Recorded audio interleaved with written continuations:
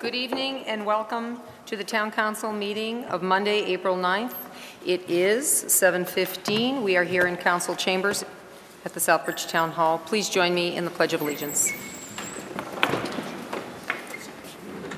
I pledge allegiance to the flag of the United States of America and to the republic for which it stands, one nation, under God, indivisible, with liberty and justice for all.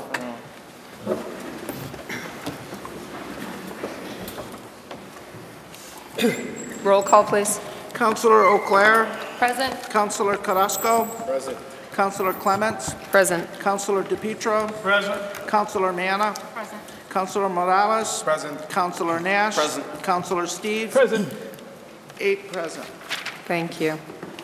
I'm just going to note that I apologize for the delay. We had an earlier Council of the Whole meeting, very important, and we were delayed to get up here. So I do apologize to those waiting for us this evening. Agenda item number 3, consider and accept the Town Council meeting minutes of March 26, 2018. So moved. Second. Councilor Carrasco. I'll abstain. Anyone else? I believe I'm abstaining as well. Okay. Any other changes, additions, deletions, corrections? I know that we received these a little bit late, but I appreciate anyone who responded and made any changes. See a couple in red. Okay. All right. All those in favor? Okay. 6. Okay. Subcommittee reports. Subcommittee summaries, relevant minutes to be read at each agenda item. The first one is 4A, General Government, and that is Councillor Steves. Thank you, Madam Chair. Steves. We've had 2 meetings in the last couple of weeks. One was on April 4th and one was on March 28th. I unfortunately have not had the chance to finalize the minutes yet. The April 4th meeting was primarily budget-related stuff, and we ended up doing a bunch of little nickel and diming cutting, and found about 30 grand that we can take out of the budget. So that was a good thing.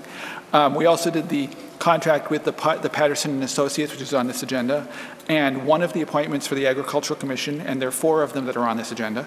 The other 3 were on the March 28th meeting, and which has also got several other things that were on this agenda, which is the dental insurance, the health and dental insurance renewals, the Pregnant Workers Fairness Act, Rule 6A of the Council Rules and Regs, and that's when I finish the minutes, we will have. I will make sure that they get to the office so that they can get online and so forth. Okay. Thank you very much. I do have a meeting scheduled for Thursday, the 12th, at 5 p.m. in Rice. It was originally in Veterans, but they had to move it around because the Board of Health had set up a public hearing for veterans, so it's now in Rice. Thank you. Yeah. Okay. Thank you. 4B, Department of Public Works. Councillor DePietro. Madam Chair, we presently have a Department of Public Works subcommittee scheduled for Wednesday, April the 11th at 7 p.m. Primarily requests for money transfers for various projects. Rather lengthy. I would invite and suggest all councilors attend if they could so. It's quite lengthy. Thank you. And you'll be taking up the DPW budget that evening, correct? I'm sorry, Madam You'll be Chair? taking up the budget as well that evening. Absolutely, Right. yes. Thank you. 4C, Education and Human Services. Councillor Nash. Thank you, Madam Chair. Through you. A meeting of the Education and Human Services Subcommittee jointly with the Town Council was held on Thursday, March 29th at 6:30. It was a lengthy meeting that involved budget reviews for Bay Path, the library, recreation, veterans, community center types of budgets. I did email off the draft minutes to all council today. I also presented printed copies from the town manager's office here on the dais that hopefully awaited you. I'm not going to read all of the items tonight, Madam Chair, because there are, I think, 4 or 5 pages in those minutes. There's one item that will be up for discussion here a little bit later, but in quick summation, the Bay Path budget was presented by Mr. LaFleche and Mr. Iacobucci from Bay Path, and it was recommended for approval, as was the recreation budget. The community center, veterans types of budgets, and the library budget was postponed for further discussion. The minutes will be up for approval at this coming Wednesday's meeting, which is a short agenda, and that meeting is at 5:30 p.m., a little bit early, and I'm not sure which room it's scheduled in. So again, 5:30 p.m. this Wednesday, with a later meeting in the month to be held to discuss the school budget, as well as to revisit the library budget, will be on April 26th. That's a Thursday evening, so be looking for that. Thank you. Thank you. 4D, Planning and Development, Councilor Clare. Thank you, Madam Chair, through you. I do not have any meeting minutes since our last meeting. And I have a meeting on Wednesday, the 11th at 6 p.m., immediately preceding the DPW meeting to go over the planning and development budgets. And on Tuesday, the 17th at 6:30 p.m., we have a meeting scheduled, and that is to go over bylaw amendments for registered marijuana dispensaries. Thank you. Okay. And then we have 4E, Protection of Persons and Property. Council Manna. Thank you, Madam Chair. Through you, I did have a meeting last week of the PPP subcommittee. I do not have the minutes. Yes. Pardon me? Were they were in your packet? I did the minutes. Oh, sorry. Would you like me to elaborate? Yeah, I'm sorry. I do apologize. I didn't type them. So we do have one of at the PPP, there was an appointment of a firefighter that was discussed, and we do have Chief DeFranzo and Deputy Chief Normandin here to talk on that tonight for agenda item number 9.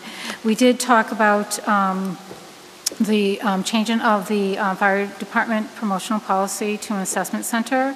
We also discussed the central dispatch, and Senator Ryan Fatman was at this subcommittee meeting, and he said there's a potential that he can get us through the state $100,000 to $125,000 to put towards that potential. And also what was discussed,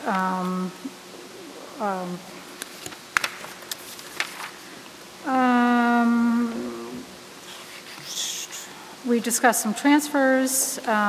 We had 4 transfers, one which was $50. One was $700, one was $5,000, one was $3,000, and yeah, and we reviewed the budget, the inspections budget, the fire department's budget, and the police budget, and the safety for the streetlights. That's it. Okay. I just want to point out, because a very important part of that discussion on dispatch that we had in regard to centralizing dispatch with the fire and the police department and the costs incurred on that, and whether or not it's possible. As you mentioned, Senator Fatman offered up the very strong opportunity to potentially get funding to help with the infrastructure costs on that. And after a very lengthy meeting in which a lot of councilors were present and voiced their opinions, it came to pass that the council, the subcommittee recommended that Mr. Santangelo worked on getting 2 more of the dispatch positions into this year's budget, so that we can alleviate the issues that are going on at the police department. And in doing so, we also look to start that infrastructure of the potential for a future combined joint fire and police department dispatch central station. However, at this time, the most important thing that we all talked about, and as I said, almost everybody was there from council, it was great, was the need for safety in this community and moving forward. So on that vein, it was unanimously agreed that, like I said, two more people for the dispatch, and to make that happen within the budget, and to move forward with the infrastructure improvements at the police station so that we can be ready to serve the needs in this community. So I just wanted to make sure people knew that. Yes, since it was I do apologize, it was Madam a Chair. long It was and a heavy very, topic. actually, we talked for over an hour on this. It was a very healthy, productive discussion. It was very productive. And the council. we did approve, we did ask the town manager, and the line item changed to reflect the 2 dispatchers that will be in, that the police department needs. So, yes. And the safety of the community was huge for everyone in that room. So, yes. And I do not have any future meetings planned at this time. Thank you. Thank you. Okay, moving on to agenda item number 5, Chairman's announcements. I did receive word this evening that Henry Santelli had passed away. Many of you know Mr. Santelli. He was a longtime high school football coach, phys ed teacher, and he also coached baseball. And I didn't know him personally, but I know he meant a lot in this community, and I would like us to take a moment to pay our respects to him and his family this evening.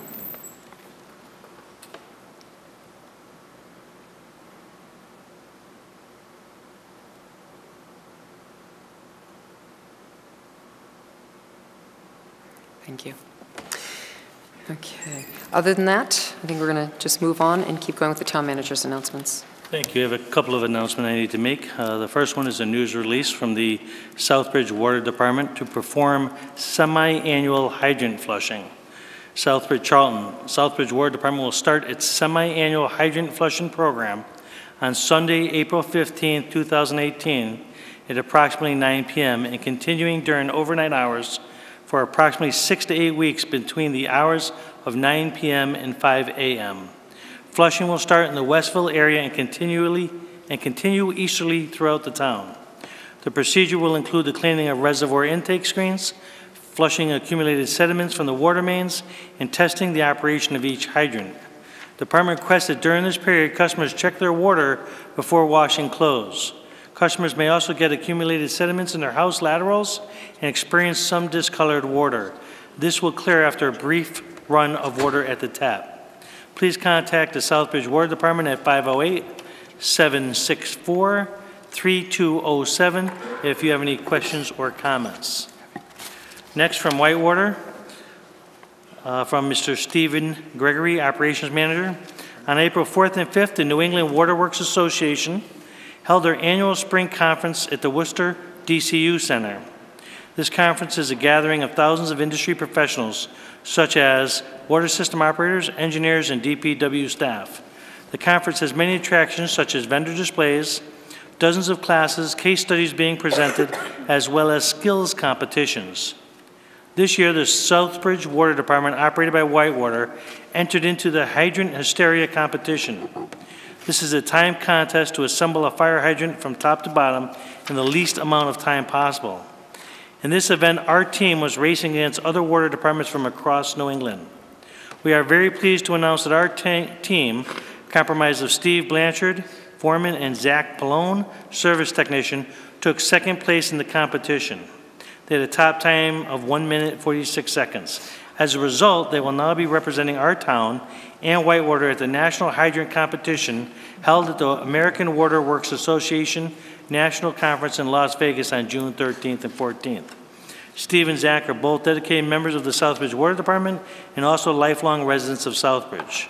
We are very proud of the team's accomplishments, and we hope everyone joins us in wishing them good luck in Las Vegas this summer.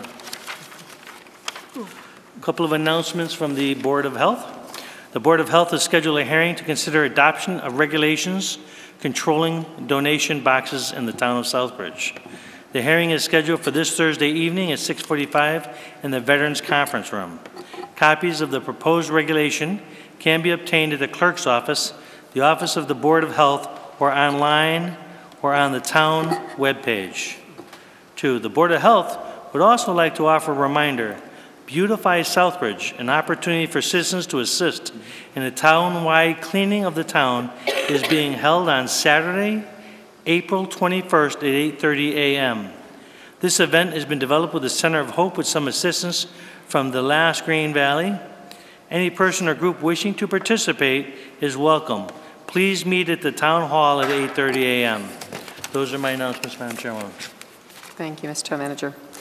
All right, we're going to move on, swearing in and presentations, and this evening we do have a presentation. Thank you, Chairman and Vice Chair Steves, for bringing this to our attention. We have Tina Grosowski, Project Coordinator, Department of Psychiatry at UMass, for the Central Massachusetts Tobacco-Free Community Partnership. If you go to their website, you will know that the partnership supports communities' efforts to lower smoking prevalence and exposure to secondhand smoke. Tobacco use is the #1 cause of preventable death and disability in Massachusetts. More than 9,000 residents die every year from the effects of tobacco, 1 person every hour of every day, and thousands more are disabled by tobacco use, suffering with chronic illness and pain. So we want to welcome you here this evening for this, albeit brief, but very, very important conversation here with our community. Thank you for waiting. Sure. Thank you very much for having me. Thank you to Gus for inviting me to come, where he saw me at the Webster School Committee meeting and invited me to come. So since we are at a different start time, can you remind me how much time you would like for this presentation? We figured same thing, 10, 15. Okay, Yeah. beautiful. So I have these slides, and I will talk about them and go through them. If you have any questions, you can ask me, or you can wait until the end, whatever your preference is.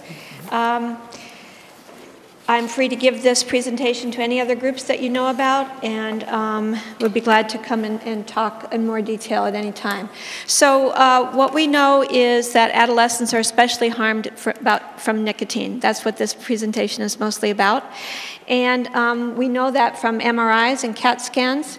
We know that the adolescent brain is still developing until age 23, 24.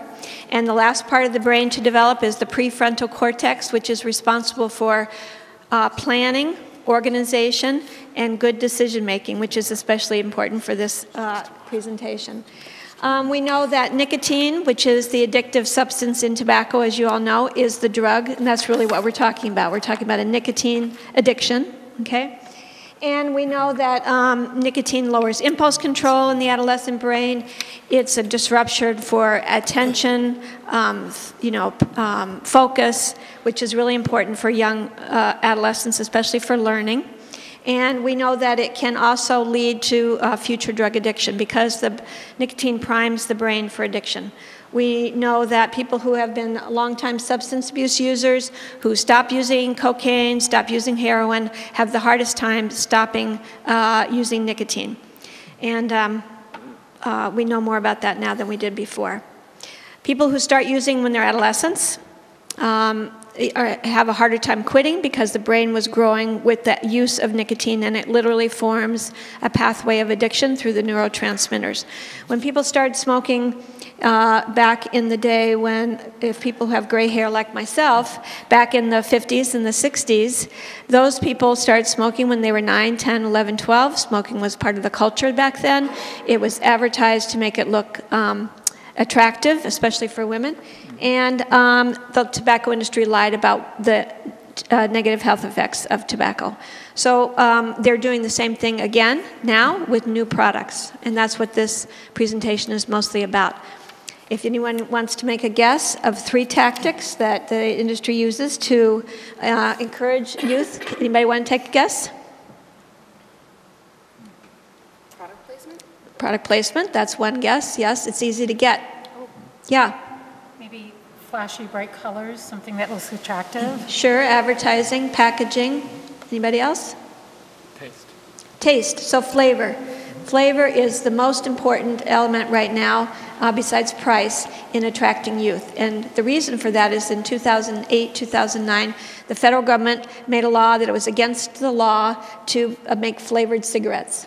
So once they said you can't make flavored cigarettes, except for menthol, then the industry saw that their smoking rates were going down, and how are they going to attract new customers?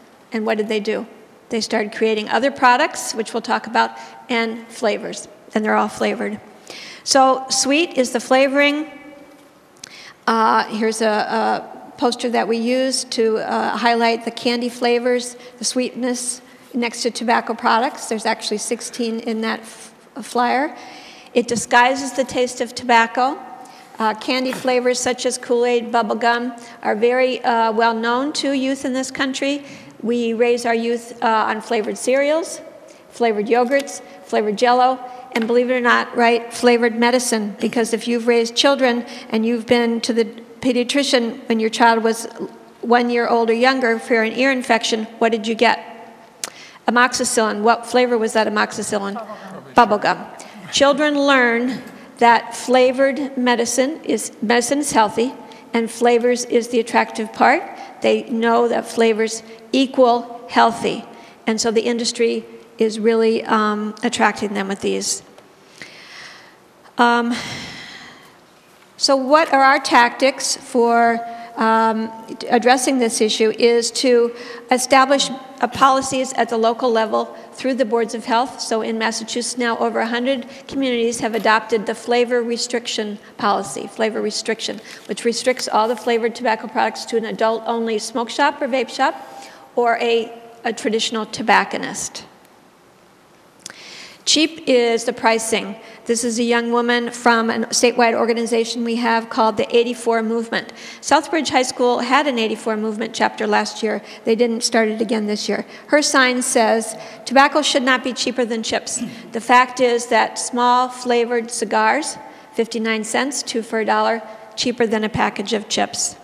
In Massachusetts, a pack of cigarettes, brand name, anywhere between $8.50 to $12 with the $3 tax on it. That makes it expensive, okay? All these products that I'm going to be talking about are not taxed at the high rate of cigarettes. They're taxed at a low rate, and the industry works hard to keep it at the low rate. So another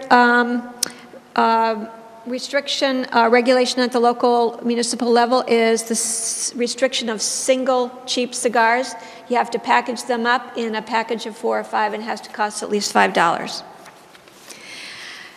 Price is the most effective way to reduce adult smoking. It's the biggest public health success in this country. The same thing is true for youth. Youth cigarette smoking rate is at a historic low now. The problem is that it's easy to get, and because of the 1998 tobacco settlement, maybe some of you are familiar with that, the industry was sued by attorney generals, including our own Scott Harshberger back in the day, and won the settlement, and as part of the settlement, every state recoups the cost of tobacco-related illnesses. Maybe you know the state of Massachusetts gets $800 million a year in tobacco settlement money. All of that money goes in the general fund, and you're all town council, you know about general funds. At least the Massachusetts general fund is the roads and the bridges. And none of that $800 million goes to prevention, doesn't go to school health, it doesn't go to anything related to public health. So the money that funds the program that I'm part of, $3 million budget a year, gets paid for through the tax on cigarettes, okay? So between the tax on cigarettes and $800 million, there's about $1 billion that comes into the state for tobacco. So that's a little digression. The reason I'm talking about this is that the other part of the settlement was that you could no longer advertise tobacco on television. Again, if you have white hair like me, you grew up on Saturday morning cartoons. Those of you who are my age maybe remember. Saturday morning cartoons were filled with tobacco advertising. It was attractive, made people walking on the beach seem like they were having the best time of their life. They didn't tell you about the negative consequences of tobacco. Remember those days. So now, the only place they can advertise is at the point of purchase. There's no billboards anymore, no television advertising, and none in most magazines. So youth see this at the register, where below the register is what? Candy, chips, gum, chapstick, magazines. And above the counter, right and back, is all the products. It's regulated. That has to be behind the counter. Can't be on the counter. It's easy to get because it's sold in convenience stores, gas stations, mini marts. And for a youth, that sends the message that tobacco is normal and it's just okay. Because it's not like a package store where you have to go into a separate place to buy it. If you can go into the mini mart and get a carton of milk, a carton of eggs, and a gallon of milk when you fill up at the station, that says to youth, well, it must be okay, because they're selling it in the same place, the milk and eggs. Research shows that if kids see it in the stores, they're more likely to purchase it, especially, or get it from their peers. Another municipal regulation is the banning of sale of tobacco products in pharmacies. Many communities have put this into place. And many communities have already capped the number of retail licenses. So say we're only going to have 50 licenses in Southbridge. If a store closes up, that license goes away and nobody can have it. So in other words, it's restricting youth access to these products. That's the point of all of these municipal policies. The good news, smoking rates for youth are at an all-time low. The bad news, tobacco industry is using the same tactics to hook youth on these other products. The electric, yeah. May I, Madam Chair? Sure. Real quick. So the other products that you're talking about, they have nicotine in them, so there's an age requirement for them to buy, correct? Is that's that like fully I don't know if you know if it's fully enforced, but it should be fully enforced. It should be fully enforced, that's right. But because of the budget, the town of Southbridge gets money from the Worcester Division of Public Health Tobacco Control Program, and they conduct 1 or 2 compliance checks, they're called, a year, where they train youth and send them into the stores. That's 363 days of the year that nobody is, theoretically making compliance checks. They are checking the stores, but there's no compliance checks. You have to be 21 to buy alcohol. Does that stop underage drinking? Yeah. No. The same is true for nicotine. Nicotine addiction is even stronger than alcohol, and youth can get it if they want to and need to get it.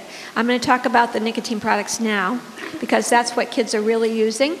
The rates for youth nicotine have really skyrocketed. These are all battery-operated devices.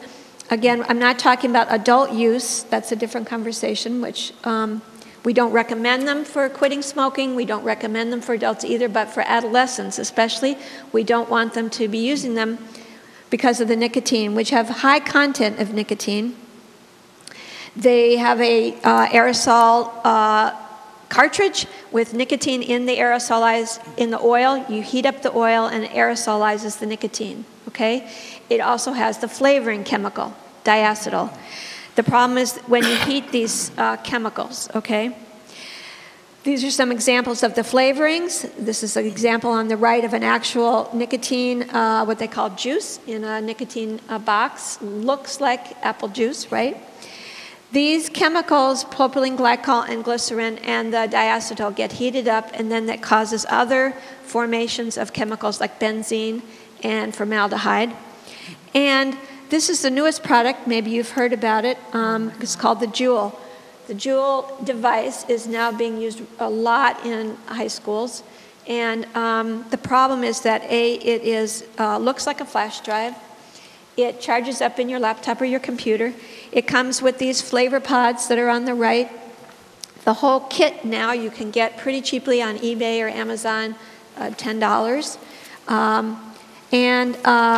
Or you can get it on the website, because all you have to do is put in your birth date and have a card, which most kids can get their hands on a card these days, a gift card, and then you can buy the product. Or you can get them at many convenience stores as well, eBay and Amazon.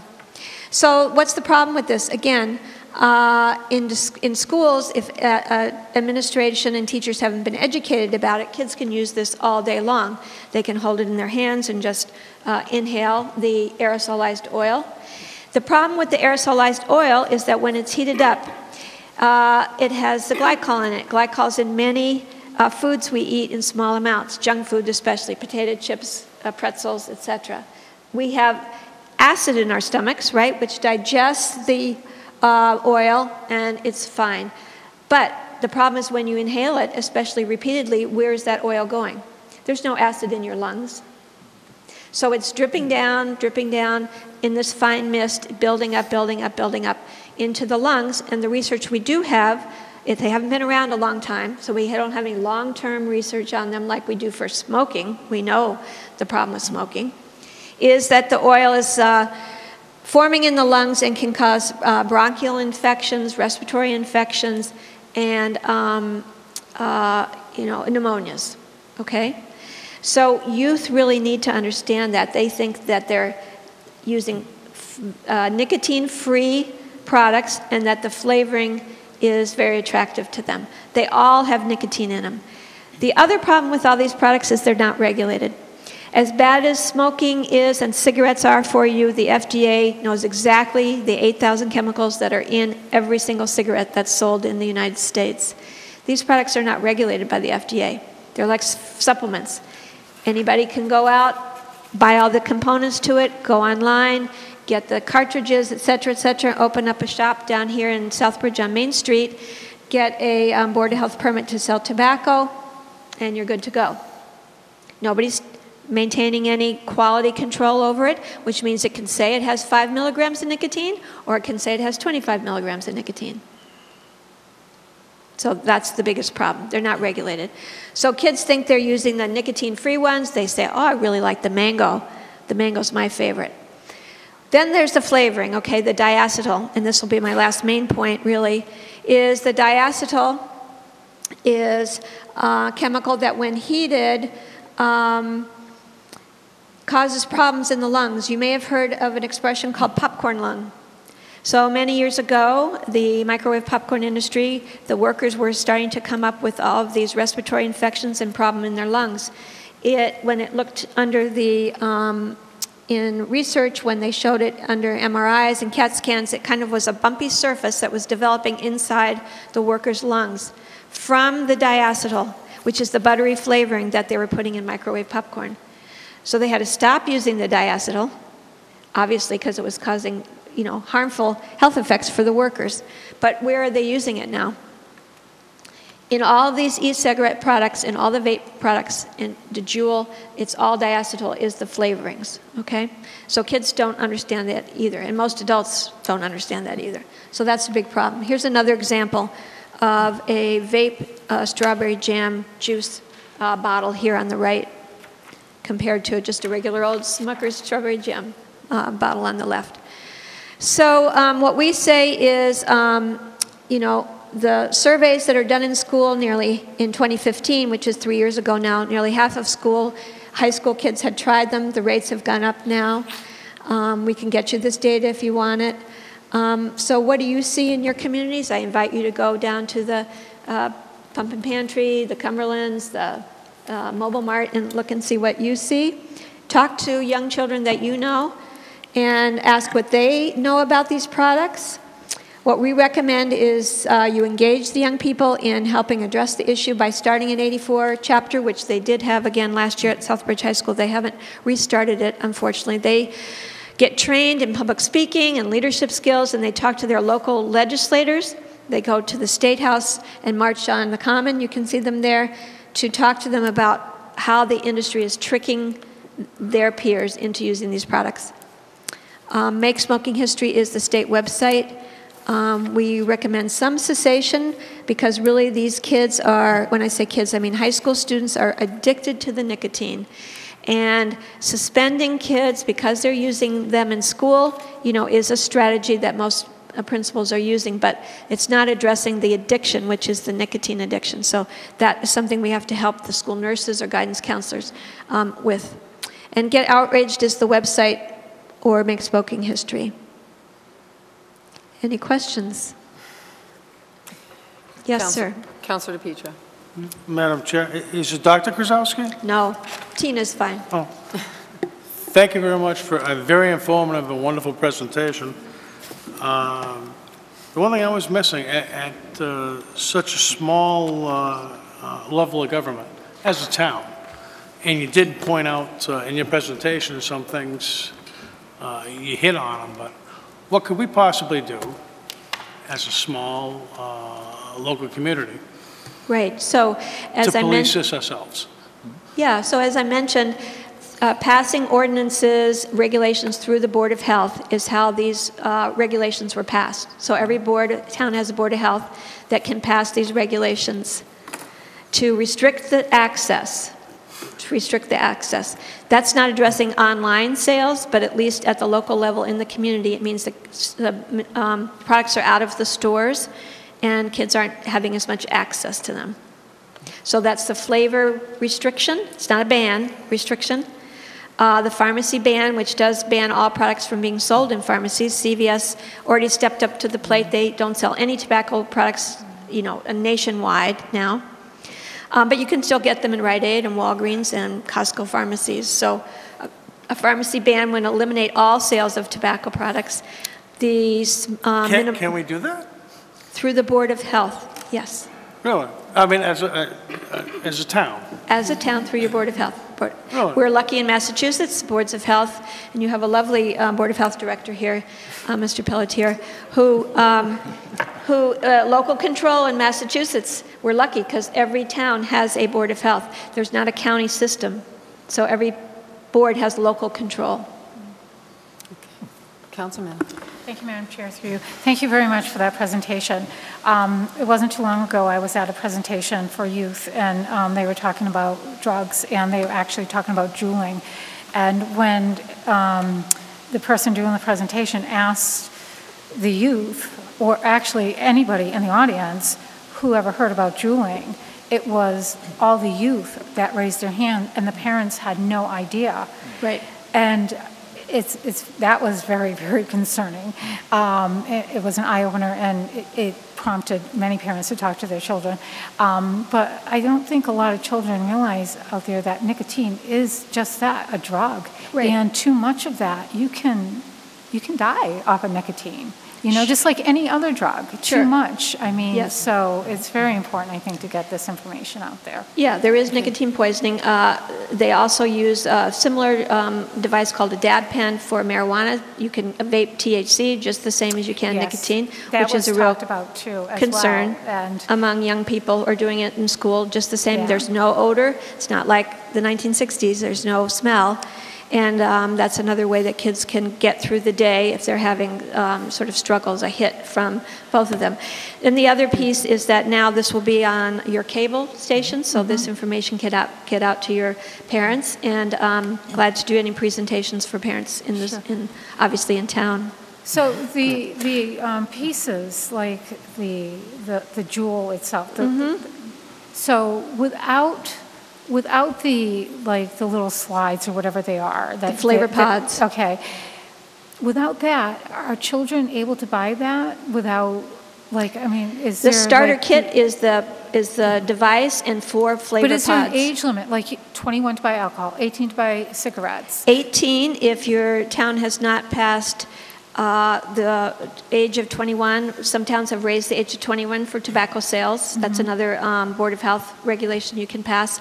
But again, that doesn't address online sales. Right. So kids can get them online even if they're 10, because Yeah. all you have to do is put in your birth date and have a card. As long as you have a gift card, which kids can put their money together, they can go down to Walgreens or Walmart or any place and get a gift card and then go online and purchase the products.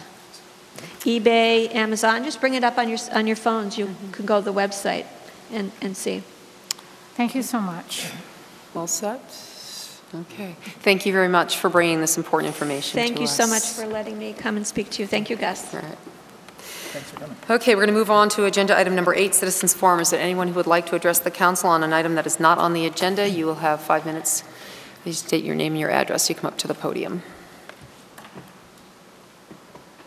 Anybody? I see no movement in the audience. Moving on. Agenda item number 9. Vote to confirm the appointment of Jeffrey Bourne of West Bonstable, Mass. as a permanent full-time firefighter for the town of Southbridge effective immediately, pending medical clearance and the successful completion of the Massachusetts Physical Abilities Test, PAT. So moved. Second. Discussion. So, Madam... Yes, want me to Counselor. talk on that? So we did talk about this at the PPP subcommittee meeting, and it was upon the recommendation of the fire chief and the deputy chief to hire him. There was some discussion on the location of where he lived and stuff, but the fire chief is here to talk about that, so thank you. Chief DeFranco, do you want to say a few words? Sure. Thank you, Madam Chair. Thank you, councilors, for the opportunity to speak tonight. So through you, Madam Chair. It's a great pleasure that I'd like to recommend Jeffrey Bourne for the position of firefighter paramedic. During our hiring process, he displayed a high degree of integrity, responsibility, and ambition. In 2012, he became a basic EMT and completed his paramedic program through the Cape Cod Community College in 2017. He's currently certified as a state and national paramedic. He also has all of the appropriate ancillary certifications as well, which would be AHA, BLS, and ACLS.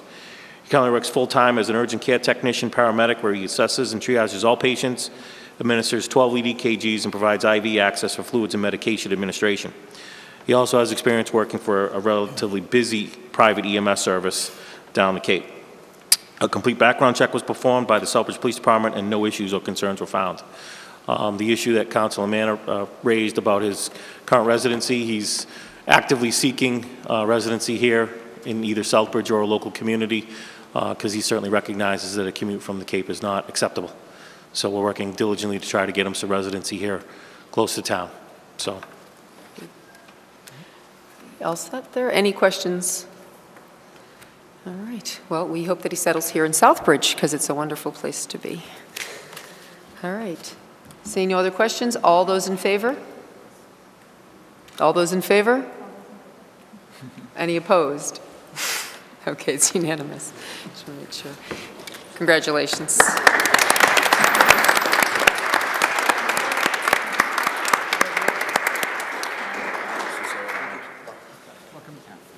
Congratulations. Welcome to the team.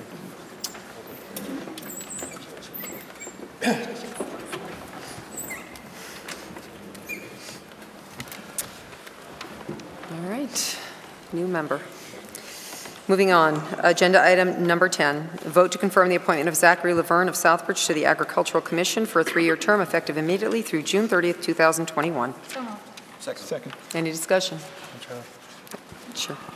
Thank you. The next 4 candidates are all great candidates for the Agricultural Commission. I just want to commend them. They came forward because they have an interest in agriculture and specifically farming.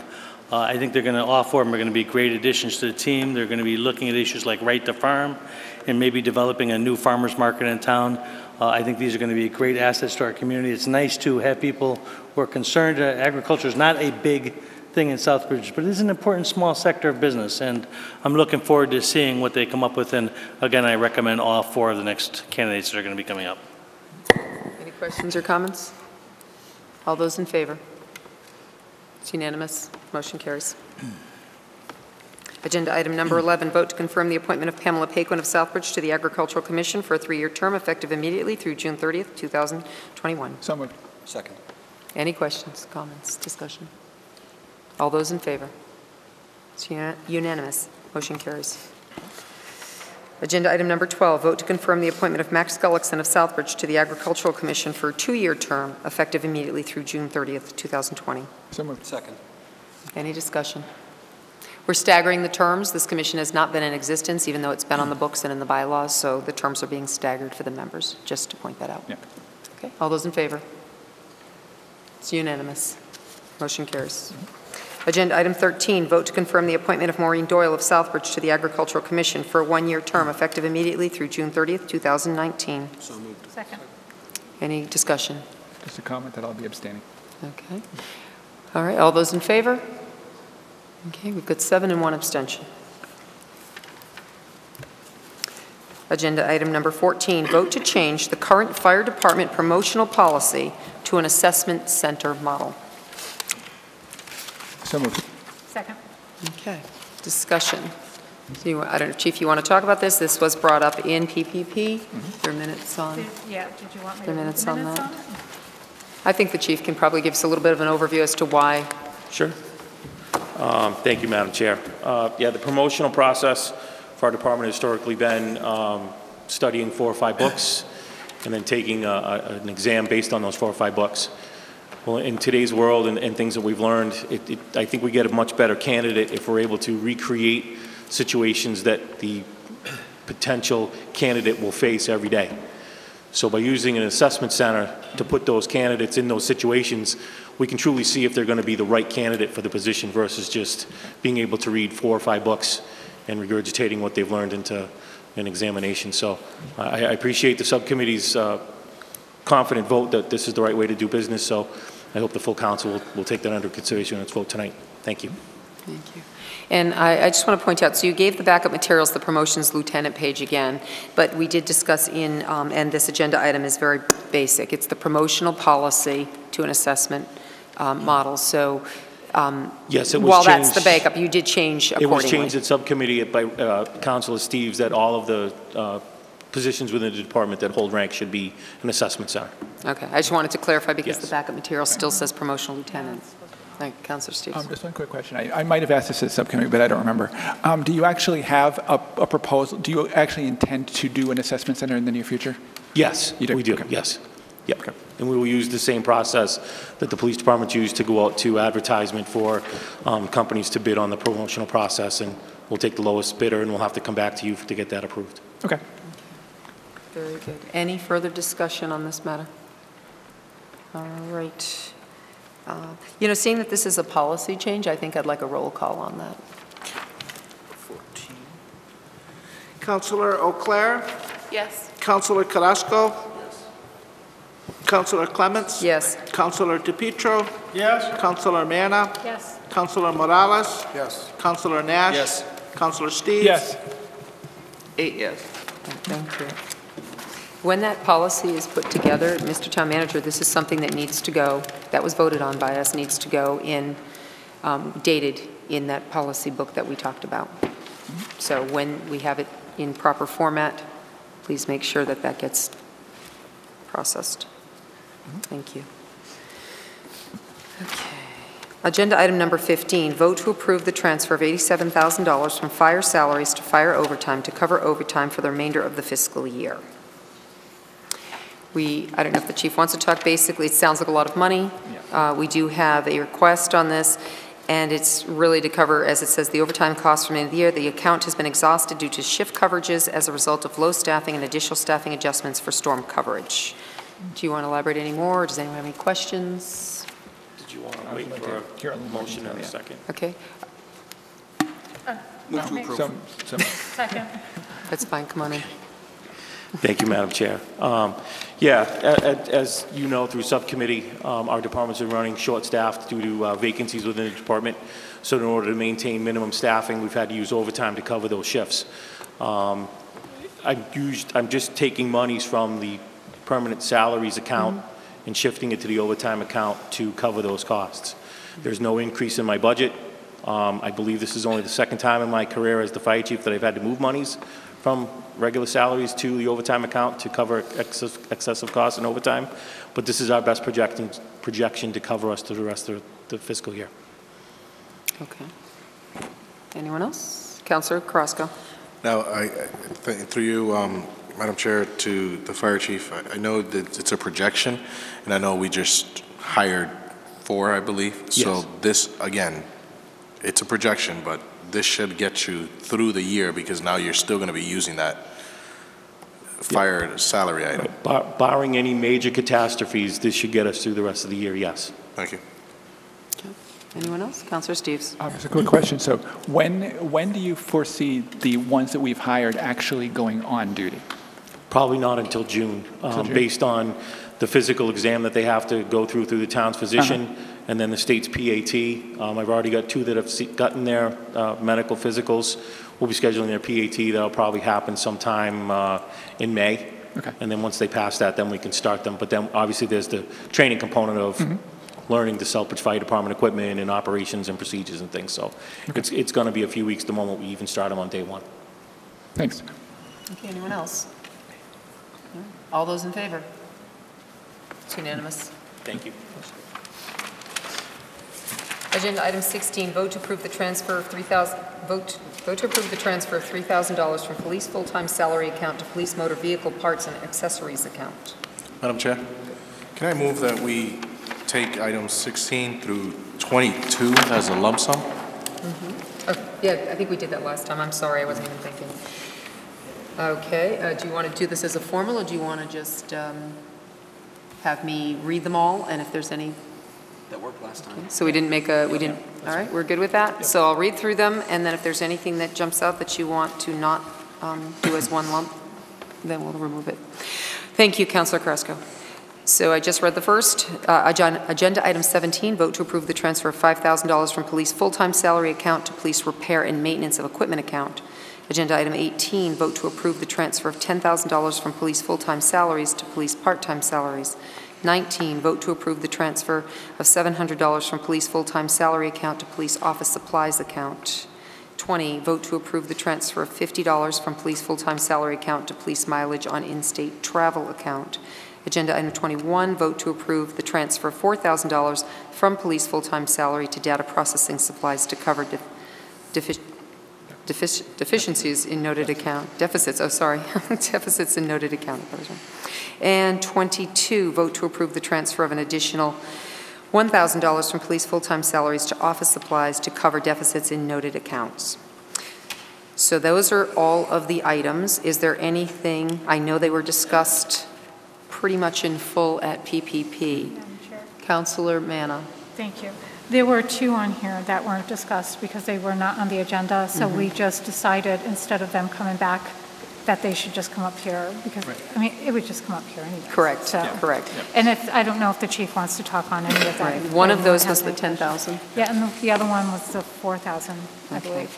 Does anyone have questions in regard to those two items that you would like the chief answered? He's here if you want that. Okay, apparently not. All those in favor? It is unanimous. Motions carry. Yes, Oh. it was. It was a first and a second, yeah. Was there a second? Do you know who did it? I know he made the first. Who seconded? I'll second it. Okay, just in case. Okay. Let's redo. All those in favor? Okay, unanimous. Motion carries. Lost in the shuffle. Okay, keep it legal. Agenda item number 23, vote to ratify the health insurance renewal for Blue Cross Blue Shield plans effective July 1st, 2017. So moved. Second. All right, any discussion on this? We have the information, and this was discussed. Yep, go ahead. Yep. Yeah, it was on our agenda, GenGov. Just a quick summary here, if I can read my own notes. Mindy mentioned that the PPO plan has 53 subscribers at the moment. And the HMO Blue plan added a plan. I can't even read my handwriting. She added a plan expected to have 30 and got 96 subscribers. So I think it's the HMO Blue plan. The PPO plan has seen 137% loss ratio. Therefore, that there's so much. So therefore, that's why the prices for that particular plan are increased so much. But the plans are subsidizing that. So the other HMO plans are subsidizing that one. Medical, generally speaking, has risen about 8% over the course of the year, and we unanimously approved that one. Okay. Any other questions about this? I see none. Okay. All those in favor? It's unanimous. Motion carries. Agenda item 24, vote to ratify the contract with W. Robert Patterson and Associates in the amount of $3,000 to assist the town with management, monitoring, and verification of the town's solar projects. So moved. Second. That was also on our agenda for the 4th. In that case, this is actually just kind of is renewing a contract that has expired. It's the same as in past, which was $3,000, with a potential for another $3,000, if I understand it properly, if he needs to do further work on it. For the first $3,000 covers the first 3 quarters of the current fiscal year, if I'm not mistaken, and then the rest would be from July to March of the current fiscal year, and then we'll consider whether doing a 4th quarter or not makes sense. Logically, it probably does. The expiration date was, you mentioned that the expiration date was going to be for 4/20 of 18. So this project is basically his work is going to take maybe a week or 2 at most. So that should be a relatively quick thing, and we approved it 4-0. Okay, thank you. Any questions or comments? Councilor Nash. Thank you, Madam Chair. Through you, I attended that subcommittee meeting, and I do have a question because I went back and reread the document, and it's in our packets. Middle of the page, bolded, WRPA will update the quarterly EMIS and NMC review for fiscal year 2018 to quarter 3 fiscal year 2018. Okay, no problem. Then the note, the cost of the update of the quarterly is $3,000. So if it's $3,000 per quarter, are we paying $12,000 a year for this service? No. I mean, it's my understanding that this was only going to be done one other time. Yeah. So the answer is no. Thank you.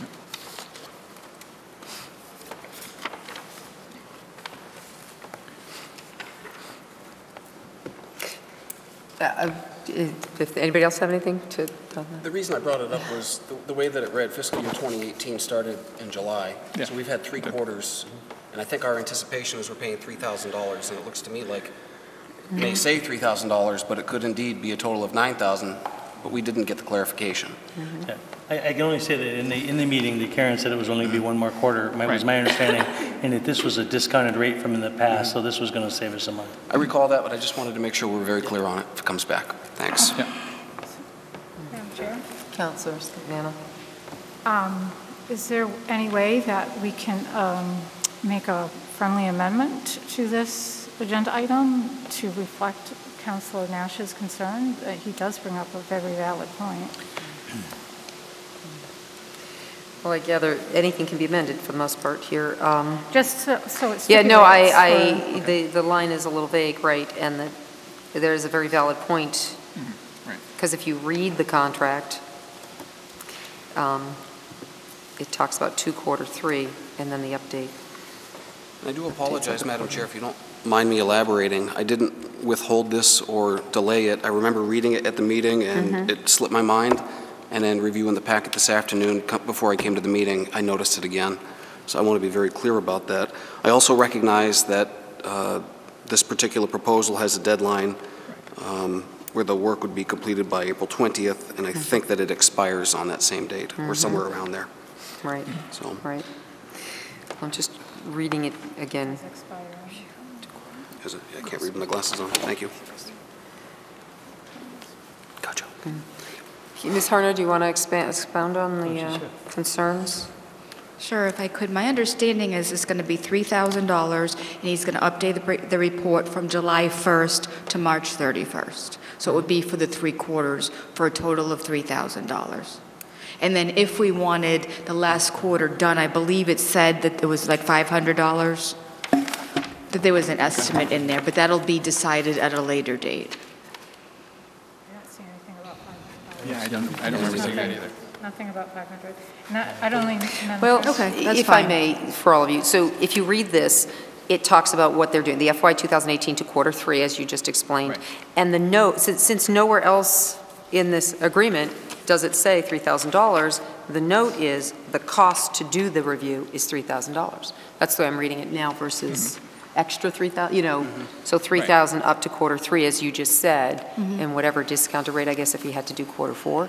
I mean, is that what you're expressing? Let me, what it generally cost before is $6,000 a year, which would be, what, $500 a month? That's maybe that's where I got it a little bit confused. So it'd be $1,500 a quarter times 4 would be the $6,000. He's given us a discounted rate of $3,000 to do the 3 quarters instead of the $4,500.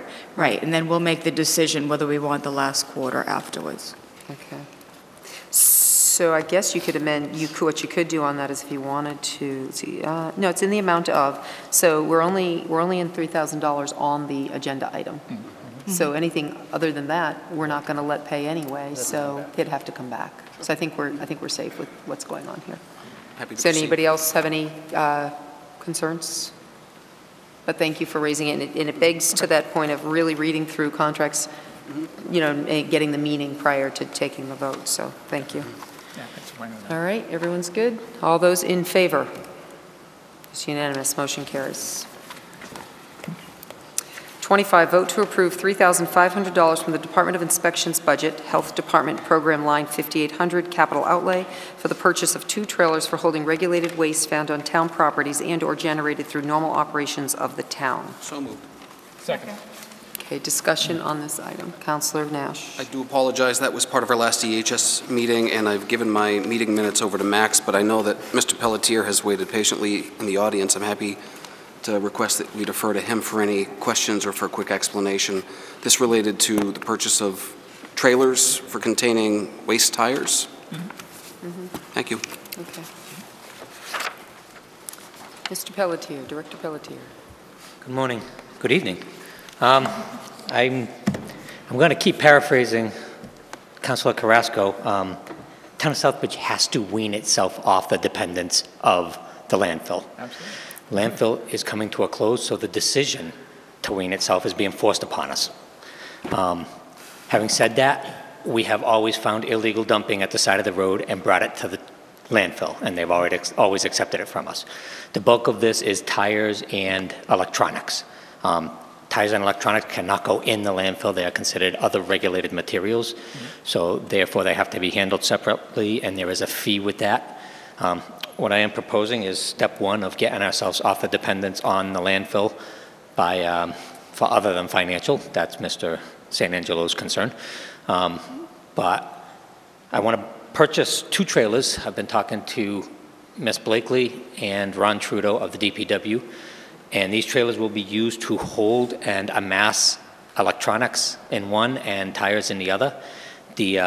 Once we have enough to vend them, to get rid of them, we will call 3 or 4 different companies that I'm aware of and ask for their best bid on disposing of these items, at which time I will come back to council for the cost of disposal once I have the total quantity. This hopefully will address tires and electronics. I still have to figure out what we're going to do with hazardous waste days. I still have to figure out what we're going to be doing with composting. I haven't even delved into those yet. Optimistically, once we run this tire and electronics program for a while and see how much capacity we need of our own, there is a possibility for self-funding of this through opening it up to the citizens of the town who have to get rid of their electronics. I believe we can offer them a much better value than they're currently getting through the special collection days at the landfill, and it will still help offset the costs of disposing of these items for the town.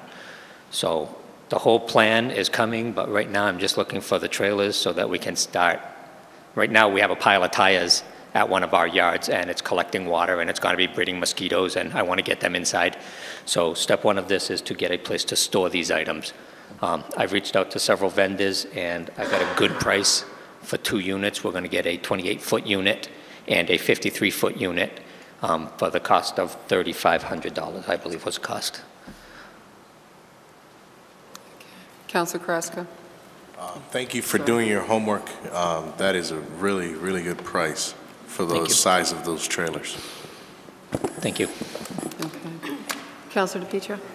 Thank you, Madam Chair. Probably a little late in the process, but I'm wondering, question from Mr. Pelletier. DPW, one of their most recent and I think the most intelligent purchases they've made in a little bit is a hook lift, which provides for taking, I believe, 12 to 15-yard containers that can be dropped off at sites, doing the same thing that your trailer is going to do. Have you considered this or talked to Heather about it? Well, we discussed that. The place that we will be getting rid of these things usually come in themselves with their own workers, offload your supply of tires, and move them right into their truck. So a ground unit is not necessarily the best in this case. A tractor-trailer unit that has the same height as a truck coming in, they'll be able to walk them right across a piece of plywood. So in this case, we actually discussed the ground units, the roll-off units. In this case, the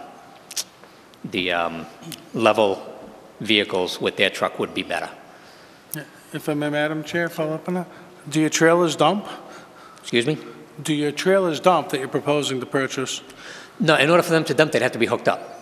These are just going to be storage units. So they hand loaded and hand unloaded? They hand load them and hand unload them. Versus the hook lift that the Department of Public Works has, which can be put on the ground. Yep.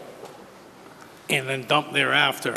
But they don't. Therefore, not handling them twice. But they're moving them from a trailer into an enclosed trailer. You can't dump into a trailer that has a roof on it. So we would have to dump it to the ground, and they would take it from there and throw it up into their trailer. But you'll be 4-foot level with the trailer to just... Once they lift them. No, you'll be ass to ass, and then you... Mr. DePietro, back end to back I'm sorry. end. Back end to back end. It just seems counterproductive to me. Remember, we're not the ones that are moving these tires. The company that comes in and pays us $3 a tire. No, I got you. This is the first. They're the ones that are going to be moving. This is the first I've heard of it. Handling stuff 2, 3, 4 times. That's what I try and avoid on a daily basis. And I agree. We will be handling them. We will be and picking you them up already at have the the piece of illegal dump equipment to do it. site. I'm just wondering if you considered buying cans instead of buying trailers. That's all. I can look into it. I can call the tire companies and see what their preference is. But literally, same height, elevation, closed unit to closed unit. I don't want any open units because I don't want the collection of water and the breeding of mosquitoes and other insects. So I'll can talk buy with Heather sealed and I'll talk with cans. the tire companies. Thank you. I'm sorry, Madam That's Chair. okay. Please refrain. Counselor Steves? I didn't miss it. Oh, okay, I thought you I did. was pointing at him. Counselor Manna? Thank you, Madam Chair, through you. To Mr. Pelletier, thank you for being proactive on this. About how often do you expect these to be emptied? Loaded question. It's truly dependent upon how much illegal dumping occurs.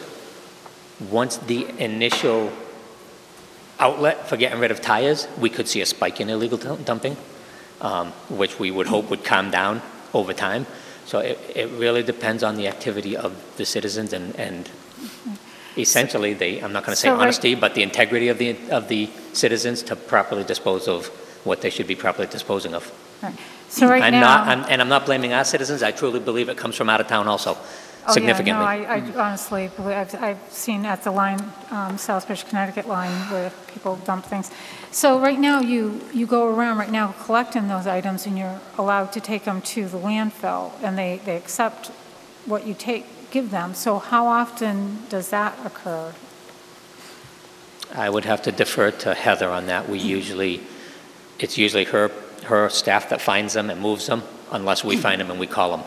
I'm just curious as how fast these are going to fill up, and is there like... Well, we started this, we stopped bringing it to the landfill in November or December, and we have approximately 30 tires.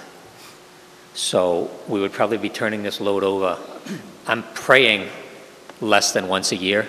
Okay. But if we open it up to public access where they can get rid of tires in a legal manner, then I would imagine it would increase. So and you said it's somebody's going to come take the tires and pay us for the tires? Is that what you're talking? No, I thought I heard you just say that. It will cost us $3 a tire to dispose. So how much now extra is this going to cost the town to get rid of the... The best price I can find right now is $3 a tire. $3 a tire.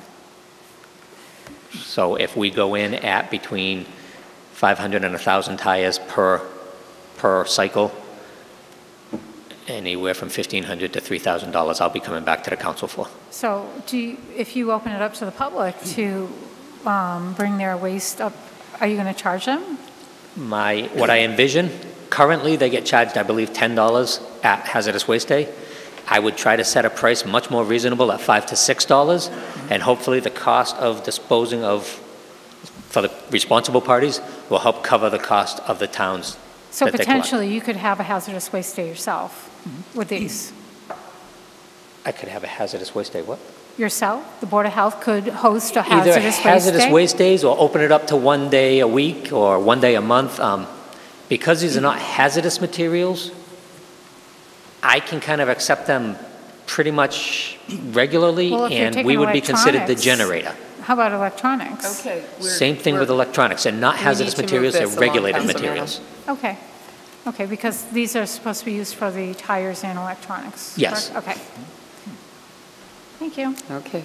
We want to keep to the topic, and we can have a much lengthier discussion again, as was done at EHS on this previously. So, all right. Any other questions pertaining to this purchase of this dumping? Yes, Councilor Kraska. Now, the trailers, where are they going to be stored?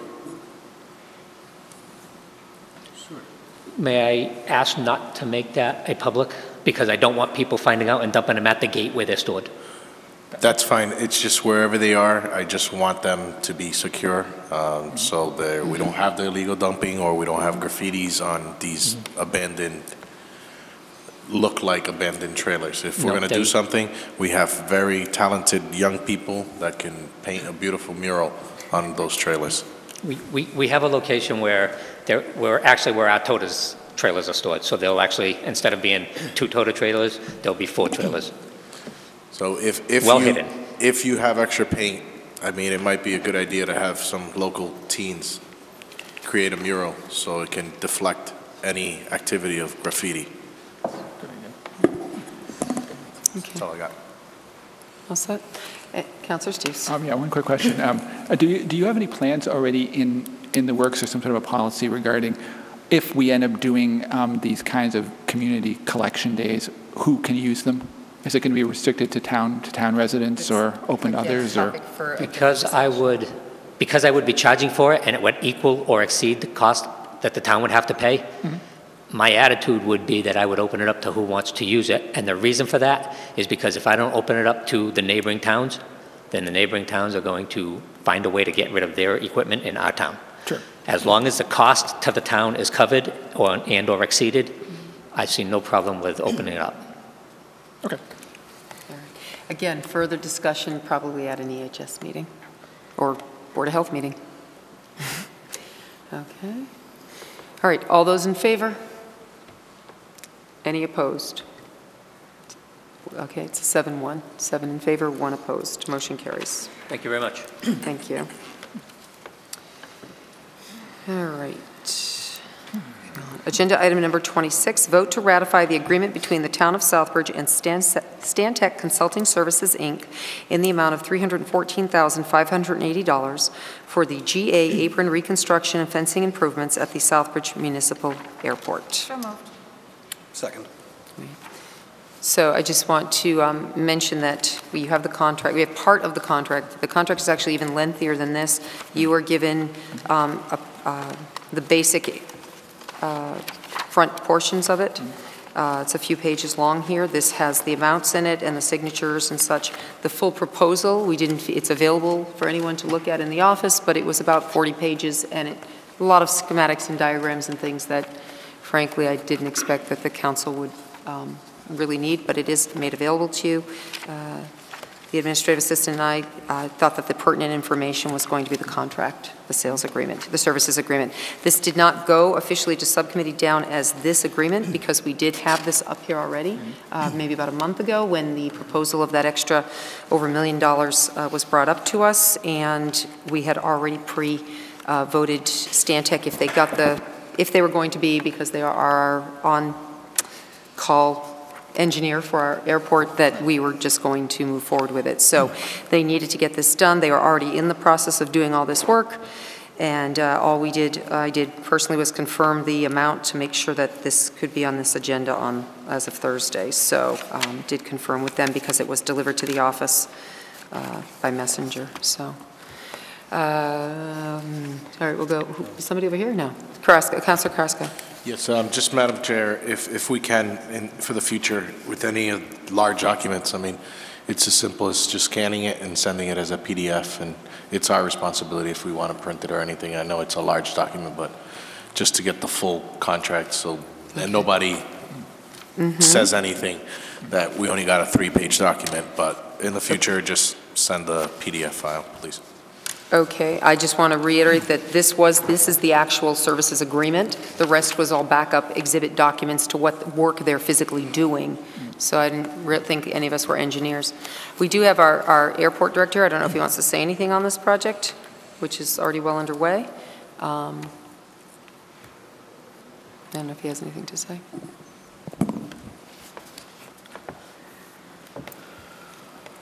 And this is not our portion, just for the record, this is part of the entire project. Our portion was the up to 80%, the matching percent that we had to do for the $1.3 million project. Yes, Madam Chair. Okay, so that is correct. Okay, I forgot that part. The total project was $1.3 million, and the town's portion was $80,000, which was voted on, I believe it was the last meeting. Yeah, something. Yeah, I think so. The contract basically is between Stantec Engineering and Mass DOT Aeronautics Division. They're also going to be the clerks of the work. So they supervise the project from beginning to end. Right. Any other questions? So again, it's a reimbursement situation, so the money will be passed through us to pay them, but that was why they were already they had started that project preempting everything, and so the comment, I had asked Mr. Henry if he could wait for us to put this on go to subcommittee, different agenda, wait for the town manager to be in. We were producing the agenda at that point, and the town manager wasn't in, which is why I wanted to verify the numbers. And his comment was that their work would be pretty much done by the time we would get to that point. So the expediency of the fact that we had already pre-approved or approved, I don't want to say pre-approved because it was an agenda item to approve them. Yeah, so far surveying has been done. Right. The soil testing has been done. Right. And the Conservation Commission has done their inspection. Very good. So, okay. So that's the whole amount for the... We have a meeting on Friday with Boston, in Boston, and we're going to review the whole project. So you're still on target for finishing the project in a timely manner according to DOT, who's giving us the money? We're still in the queue for finishing on time. Correct. Okay. Anybody? Councilor DePietro? Madam Chair, just a comment. I mean, this was beat to death in subcommittee. Citizens showed up for discussion, which was tremendous. And I fully recommend the council that we have a unanimous vote on this. The research has been done, and I think it's a tremendous proposal, and we let it go. My recommendation to council. Again, we have already approved them as the design firm, as the firm. We were just, this is now, because it is an official agreement, we're ratifying the agreement, which we had mentioned we would bring back and do. So, okay. Thank you. Thank you for everyone's concern on that. Councilor Steves. Are we going to actually have to ratify the second stage of the process, the actual work itself, the remainder of the 1.3 million? I can tell you that we're waiting for the official, some other official grant scenario to show up as a document of some sort, right. But they're moving ahead and paying, so. Any time frame on that, when are we going to get that? So I'm trying to understand it, and I think it will come before us, but I'm wondering if it's a contract. You're talking about the actual construction of the apron itself, because this is just the design work. Right. So I'm not sure of the process, if it's going to be a contract between the state DOT and the contractor, or if it's going to be between the town and them. So I'm not sure as of yet to the answer, unless Ron, do you know the answer to that question? I'm pretty sure it's at this point it'll be between Stantec Engineering and Mass DOT. Okay. So we'll just approve the grant as passed through, essentially, whenever that paperwork comes in. We will have to approve the grant, absolutely. Okay. Because we've gotten a letter of grant assurance, but we hadn't gotten like a statement of the grant officially. Right. We've been asking about that. If we get it, if we approve it. Councilor Nash. Thank you, Madam Chair. Through you, in any case, if I recall correctly, the project needs to be completed by June 30th, so we don't have time to delay on this if we're going to proceed. Right. Exactly. That's my point on moving it forward. Thank you. Anybody else? Concerns? All right. Seeing none, let's do this as a roll call. It's a large number, and we're assuring the state and all. Councilor Carrasco? Yes. Councilor Clements? Yes. Councilor DePietro? Yes. Councilor Manna? Yes. Councilor Morales? Yes. Councilor Nash? Yes. Councilor Steves? Yes. Councilor O'Clair? Yes. 8 yes. Thank you. Motion carries. Thank you. Thanks for hanging out.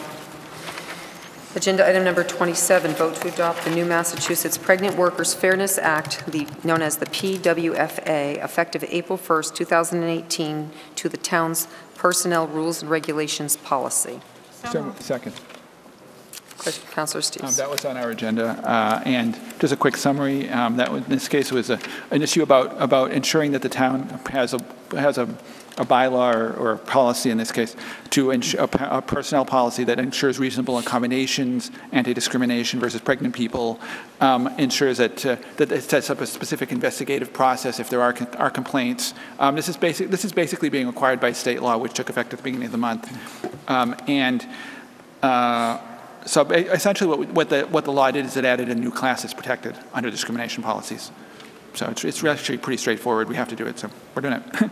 It was approved 4-0. Okay. Anybody, Mr. Town Manager? Thank you. This comes under what's called the Massachusetts Pregnant Workers Fairness Act. Basically now, there is an actual new protected class under state law. Pregnancy and pregnancy-related conditions are now protected classes in Massachusetts. And the employees who are pregnant have a variety of new rights in order to make reasonable accommodations in town facilities and for work requirements.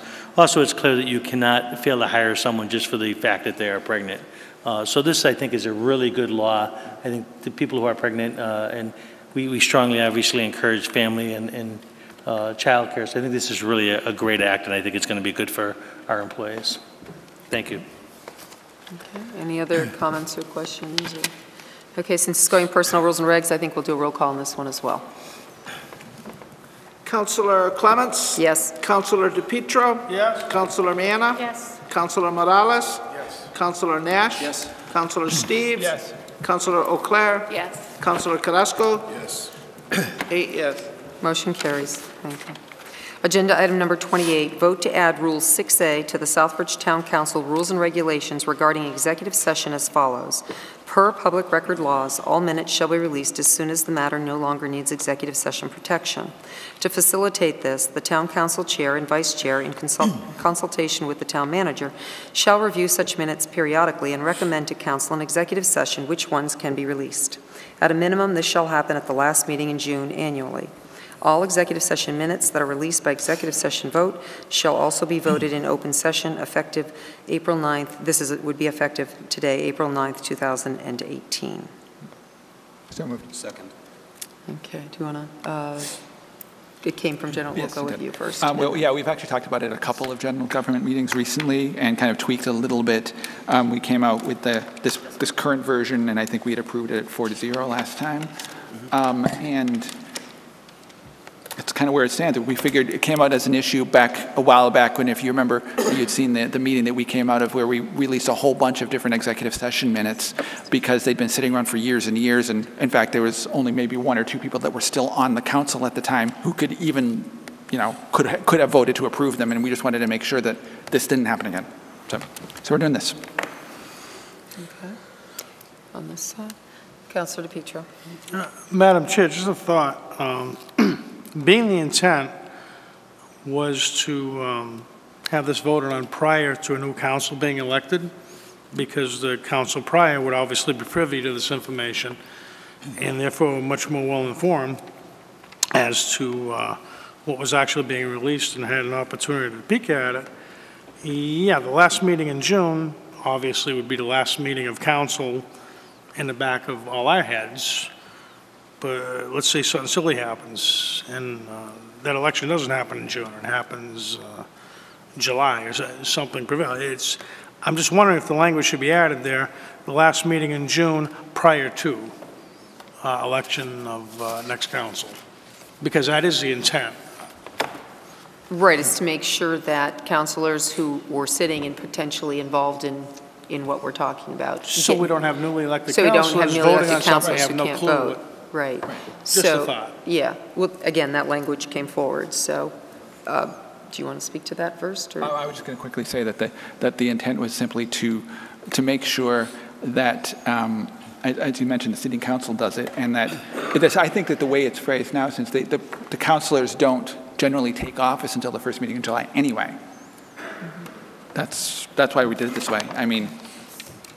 And just to point that even if we did it in executive session the last meeting, we could come out and vote in public to release them after instead of adjourning through executive session, we would just come out, vote what we released, and adjourn. So it could still be done that meeting. It just says annually, at least by then, to get it. No, respectfully, Madam Chair, I get it, but it just shows the intent of what we discussed by adding that little bit of language in prior to. Okay. That's all I'm suggesting.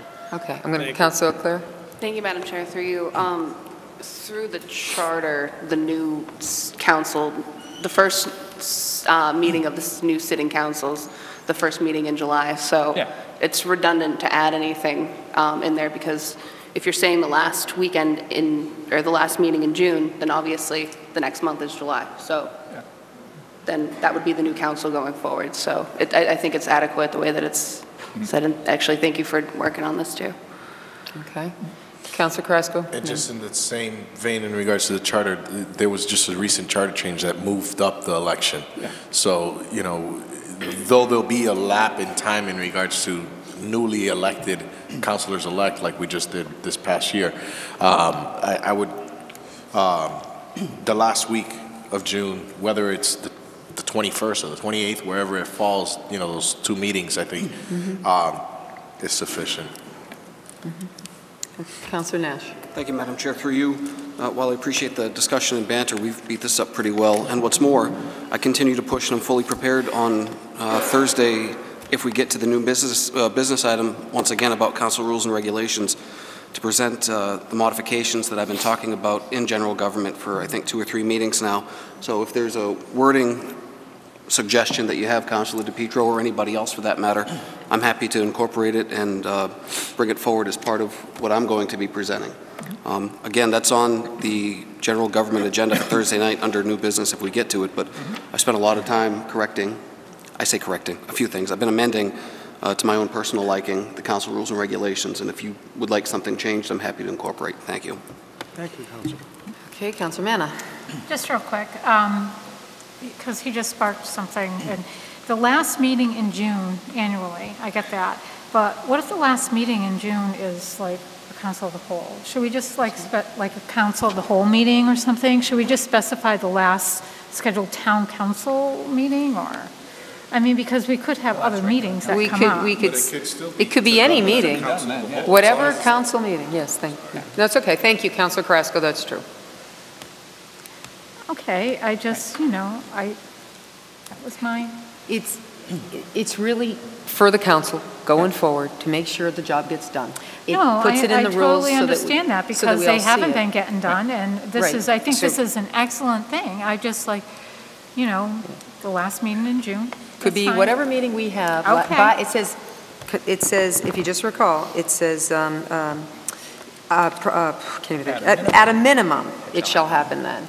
So if we disposed of everything the first meeting in June, or in the middle of June, or any other time in June, or May, and we have nothing to release because we have no more executive sessions, then there'd be nothing anyway. So it's really just sort of an end date that minimally we will get it done by then. We've already released, and I apologize, we did do, and we should have put it on, and I didn't think, we did release the ones from the releasing, and I don't have the date in front of me. So we need to remember to look that up. The exact, this is my note, I'll have to, so we can put it out here. Councilor Nash. Madam Chair, through you, one more quick note, and I don't know if the members of the general public that attended that meeting are still here, but I don't want this conversation to devolve any further into difference between should and shall, but I noticed that every word here is shall instead of should, so everyone shall be satisfied. So thank you for bringing this forward, and can we just proceed on voting on this? I don't want to move the question, but we spent way too much time on this. Okay, well. Thank you. Okay. Anybody else? Councilor Clare. Sorry. It's okay. Through you, I do agree that we need to move on, but I just wanted to ask, once these are released in June, will we be putting them on the website is the only question I had. No, what happened, just so you know, so I asked a question. We were talking to Yvonne about that because she asked Ms. Tortis. Generally, when executive sessions are released, they are, we can state the dates, I mean what minutes we release. We usually keep them in a folder. Executive sessions are the kind of topics that people come in and say, hey, I want to see the executive session from this topic. You should look in her folder, find it, and give it. There's folders not being released, and there's folders to be released. Posting them, I guess they could, but it's hard to get our regular minutes up on there. So, I mean, I guess we could aim for that. But generally, it's kept in a folder, and if someone requests it, then they get it. It's not just typical town council meeting minutes. So you can change that, or we can talk about come up with a new policy, talk about another meeting. For today, that's all I know on that.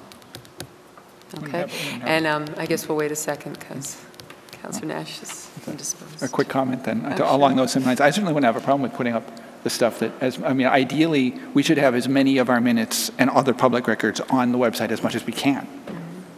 So, if we can start getting these things on the website, that'd be great too. Absolutely. Yeah. Okay. There's wanting to do it and doing it can be two different things. So we're going to do this by roll call, Max, because with personal rules and regs, I think it's good to, make note publicly as to who approved them. So, Councilor DePietro? Yes. Councilor Manna? Yes. Councilor Morales? Councilor Nash? Yes. Councilor Steve? Yes. Councilor O'Clair? Yes. Councilor Carrasco? Yes. Councilor Clements? Yes. Yes. 8 yes. Motion carries. Okay, so it's new. And we'll continue the process of evaluating those rules and regs in future meetings. Okay. Agenda item number 29, vote to authorize the town council chair and vice chair to seek legal counsel from our labor attorney regarding the council's and the town manager's contractual obligations, including legal liability and personal exposure. Now, well, thank you, but I'd actually like to just make a couple comments before, in case you don't want to move it. And I just make a note that we're kind of, the town of Southbridge is we're at a different point. We're at a point we've never been at before. We're about to go into the 4th year of a 3-year contract, and that's unprecedented here. We don't have anything to guide us, and because of that, a lot of comments and questions and concerns have come up. Charter doesn't specify this type of thing. The contract does not specify, nor has any previous contract specified this type of thing. How does council proceed? What should council do to protect this town, so that they don't personally make any missteps, or what should we do? Our bylaws and past practice does not indicate this particular situation and what we should do. As I said, unprecedented territory for the town of Southbridge, and we are elected to make sure that we make the right choices. And so we're seeking some legal advice on that. Is there anything we should be doing or not doing as we move forward, getting closer to that anniversary date? And that's pretty much what this is. We're looking for a sense of direction. The council chair and I have discussed. It has come up by, I would say, numerous people, numerous councilors have approached me independently and with concerns what's happening with our community. And we thought it would be full disclosure to put it on as a council agenda item and ask for permission to seek that legal advice, bring it back, and bring back anything else we need. And that's it. So having said that, there's a motion. Second. Okay. And Councilor Steves had made the motion. And I would entertain any discussion that is directly related to this agenda item. Thank you. So Councilor Carrasco. Yeah, I just, not knowing where this was coming from, not having any backup information in regards to this, prior to just now hearing this, I'm a little troubled in regards to two things, but as I've been reviewing the town manager's contract, as I was trying to figure this out, the only section, yes, that there is in regards to talk about his agreement is in regards to his salary item, salary line, if I can get to it again. And we're not debating, Councilor Krasko, if I may, we're not debating the merits of contract this evening. We're not debating anything like that. We're really looking at, there are no mechanisms within the contract or within the charter to discuss anything going forward in terms of negotiation or anything. And a lot of questions have been asked, and therefore we're just looking to get some basic responses, advice-wise, to bring back to this council as representing you, and if it requires more comment or more discussion amongst the entire council, or if it doesn't, it doesn't. But if it does, we would like to bring that advice back. Well, if I may just continue, Sure. I mean, Section D of his contract, it says, if the town manager continues in office after expiration of this agreement, there is no successor agreement, he shall continue to receive the salary under the whatever section. And then if you go to Section 14, I believe, under C, it just says this agreement shall prevail over any conflicting personal provisions of the town bylaws and rules and regulations. I'm under. The biggest key here is Section 13, where if the council decides not to renew his agreement at termination, the council shall give the town manager written notice at least 1 year in advance. If the council fails to give such notice, this agreement and its terms shall be extended for an additional 1 year period. So that continues. I mean, I agree with you, Councilor Carrasco, but it's silent on any other components as to the fact that this was a 3-year agreement and we're going into the 4th year, so the terms continue. However, there is no mechanism, and again, we are at an unprecedented time. where there's no mechanism for negotiation or anything else, and so we would like advice on that. Well, I think the key term there, and I think... I'm not going to debate the merits of the contract. You either want the advice or you don't. Well, I think we should all get the advice, not just two people. I've always had a problem with that from the get-go. I mentioned it last time. I mean, it's going to cost the same amount of money for the lawyers to come in and sit with you guys than it would cost the same amount of money that it would sit with all of us. I mean, he's going to come, whether you do it email communication, whether you do it, you know, it could be an executive session where he comes and spends. I mean, it's big money. You're talking, you know, over $100 an hour to get advice in regards to a contract where strictly it's been the council failed to give such notice in this agreement, so this contract's going to continue. So if we're going to have this discussion, I feel that we should all be at the table because it's going to be the same amount of money that we're going to be paying, whether it's 2 people or the 8 of us. I mean, so because the reason I say that is because if you report back, one of the 8 will have a question, and now you got to go back to the lawyers, so that will be more money spent when it can be all handled one night, one day, one sitting without counselors, because you can report what they say, and then we have a question, you're not going to be able to answer because it's going to be your interpretation, so you're going to go back to the lawyer. Now it's going to cost us another $120, $250, maybe $300 an hour when we can all sit. That's just my opinion on that. Thank you, and I appreciate your comments, and some of the questions and concerns that council may have are a bit premature at this time, and in due time the issues can be addressed.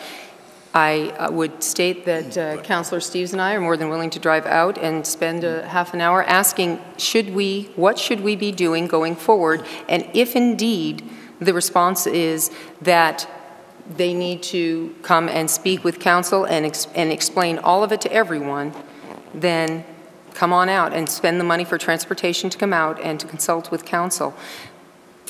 And that's what we're looking. Maybe there is no need. As you say, Councillor Carrasco, the contract just says the term extends.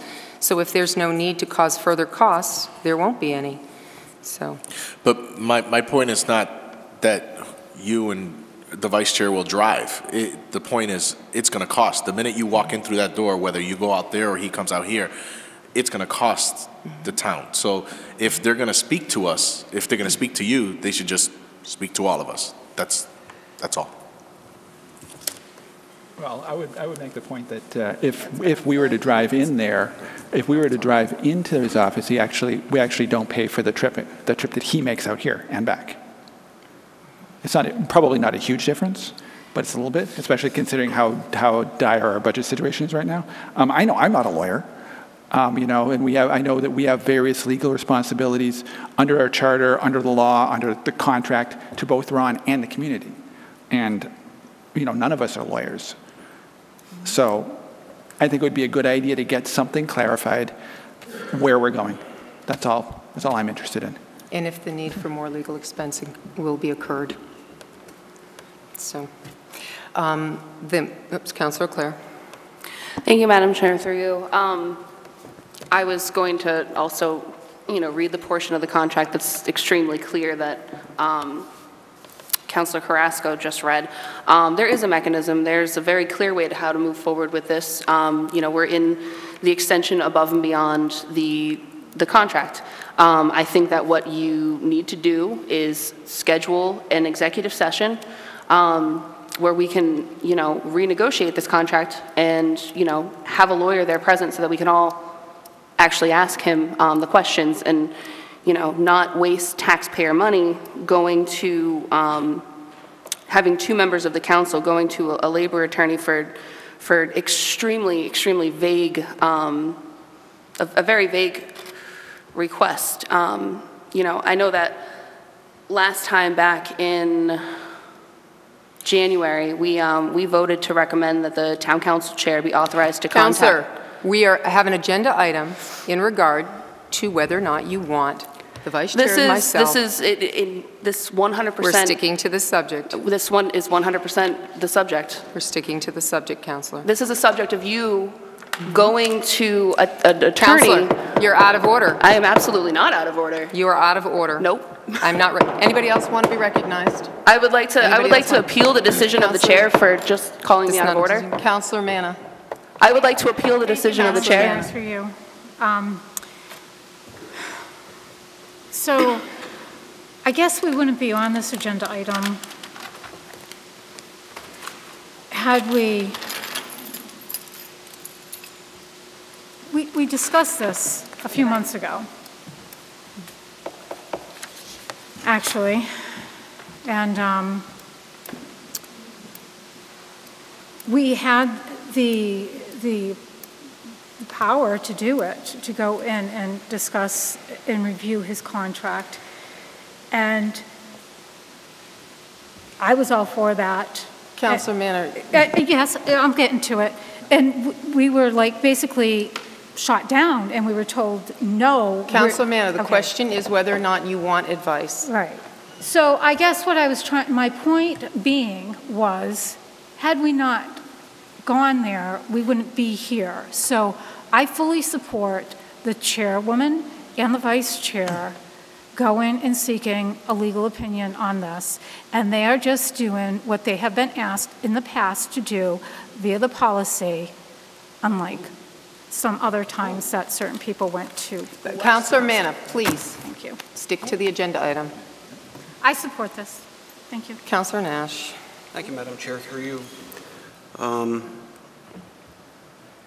The agenda item, in my mind, wasn't framed properly with without indication of exactly what you intend to ask or discuss or which provisions you want to have clarified. To me, that's a failure and a letdown to this council. We had to think about this all weekend, had no idea what you were talking about. I don't appreciate it, and I'll go on record as saying that I think I know what Councilor Claire was getting at, and she's 100% right. So I'm done too. I would just like to say that the agenda item is quite clear. We're just looking for information on the council's and the manager's contractual obligations. I think that was well stated, actually. So I beg to differ on Councilor Nash. Councilor DePietro. Madam Chair, I wonder if this wouldn't be more palatable if it was written so that we get a one-time description as to what counsel, an attorney's definition of what counsel's responsibility is, what the town manager's responsibility is, as interpreted based on charter, and call it a day. I see where Councilor Carrasco's going, and I certainly see where Councilor Leclerc was going. I get it. It's way too open-ended. But if it was defined that way and be a one-time, here's your opinion based on charter, this is town manager's job, this is council's job, here's what you're supposed to do, call it a day, that would be worth spending the money on, in my opinion. Councilor Carrasco?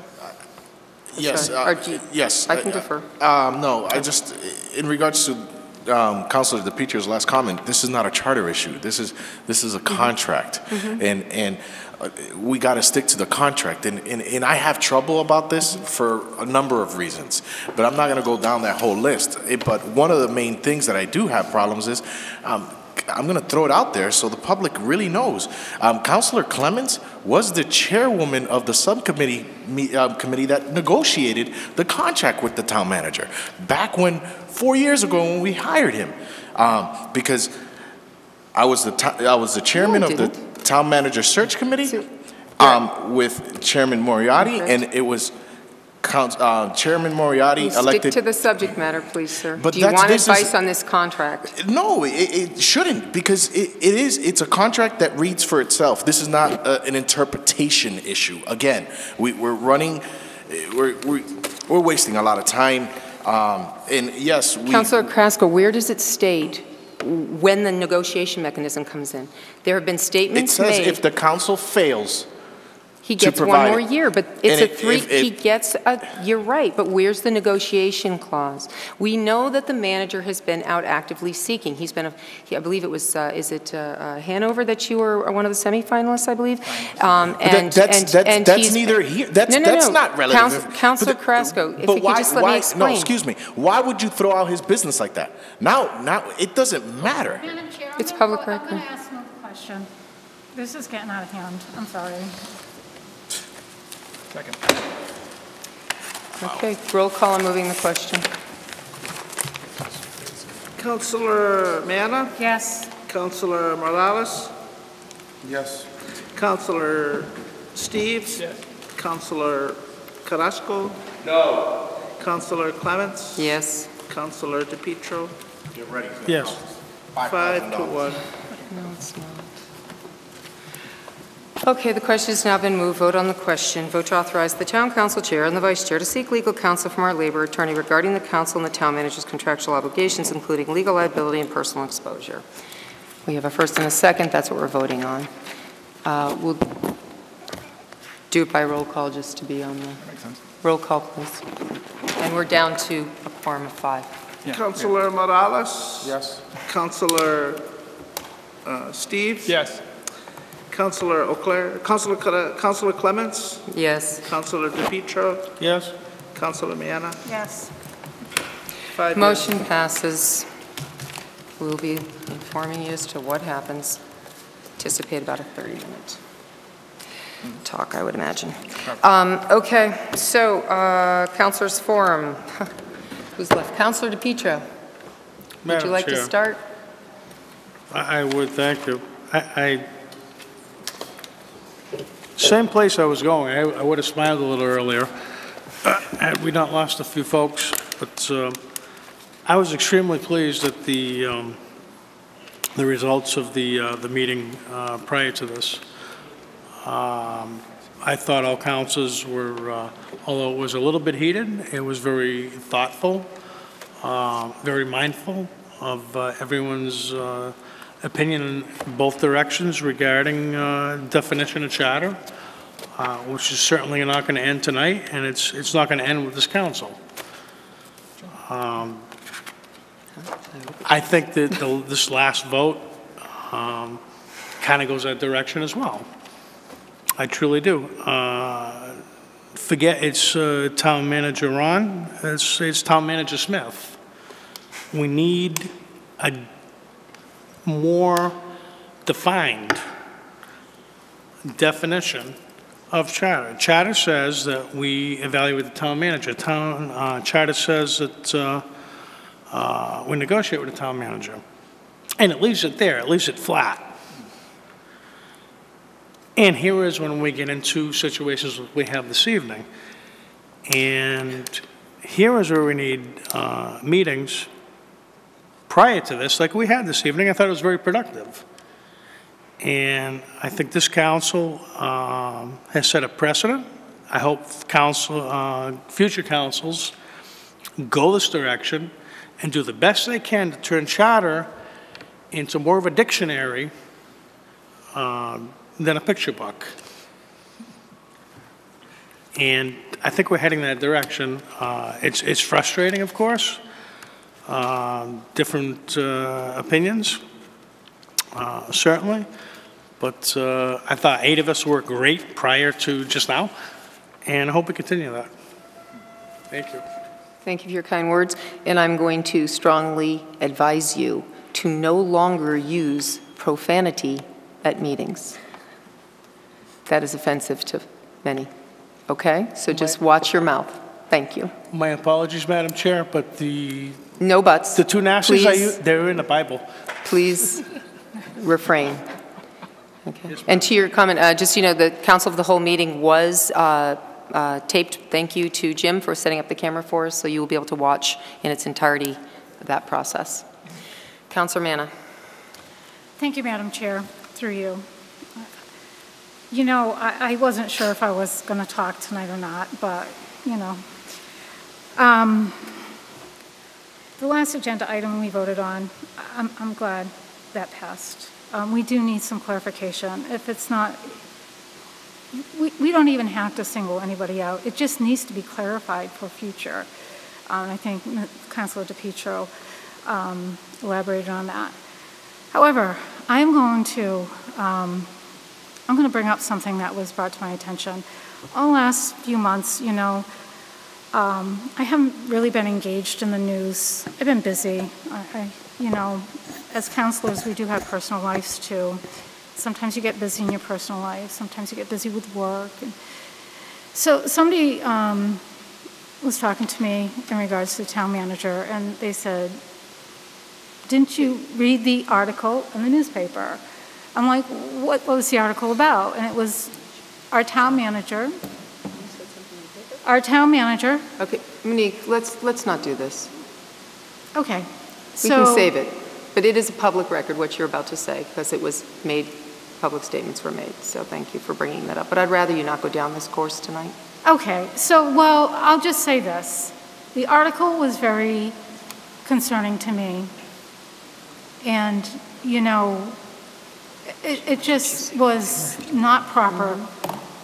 And, you know, this is Councilor's Forum, Mr. Town Manager, and I do have a right to bring things up. And that's all I'm going to say. And, you know, people out there really need to do their homework. They really, really need to do their homework on things, on issues.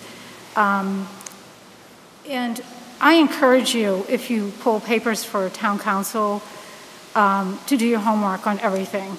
And to stay away from social media, stay away from the negativity, don't let it get you down, and just truly, truly do what you believe in and what's the right thing to do. And just do your homework and understand things. That's all. Thank you. Councilor Morales. Thank you, Madam Chair. Through you, I would just like to personally apologize for my late attendance last council meeting. About a month prior to that meeting, I had excused myself to the council. I was in personal business. As soon as I found out of the no quorum, I decided to attend. So I do apologize to the police chiefs, fire chiefs, the council, the community for waiting 45 minutes for the start. I apologize and have a great week. Councilor Morales, we are grateful that you came, and it was very respectful of you to come and change your plans and be here so that we could do the business of this council. You're a strong councilor. Thank you for that. Councilor Steves. I don't have a whole lot, although I was going to say the same thing to you about the fact that you showed up and you changed your plan to show up, so thank you.